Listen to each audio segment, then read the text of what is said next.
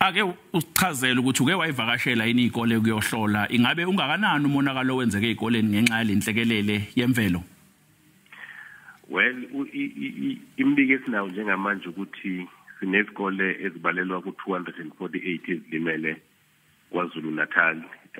Silindele ukuthi leso sibalo mhlambe sikhuphuke ngoba sibona ukuthi kunendawo esingakakwazi ukufinyelela kuzona okuyothi uma ngabe sesikwazi ukufinyelela mhlambe sibone ukuthi ungakanani umonakalo owenzekile. But imbiko kuze kube manje ikhombisa ukuthi zo-248 izikole ezilimele.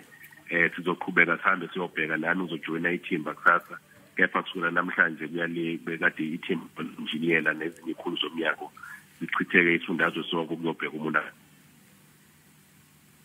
Zithini inhlelo zenu uqinisekisa ukuthi ayikhahlamezeki imfundo njengoba sibuye emlibathweni oqala i-first term yemfundo?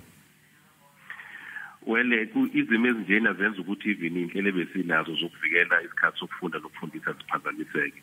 Njengoba sikhuluma nje izikole ezingaphezulu zona nje kwa-500 KwaZulu Natal ke kwaphoqeka ukuthi sithathe sivale zize sivule ngolesibili ngenxa yokuthi ezinye zazo zilimele, ezinye zazo akufinyeleleki kuzona.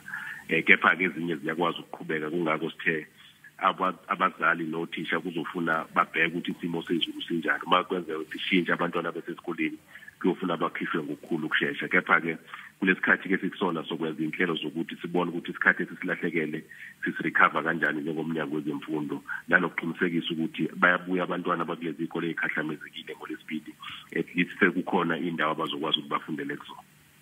Sibonge baba Mshengu ngowengamele ezemfundo KwaZulu Natal uKwazi Mshengu besixoxa naye ke ngomonakalo owenzeke ezikoleni esifundazweni kulandela izikhukhula.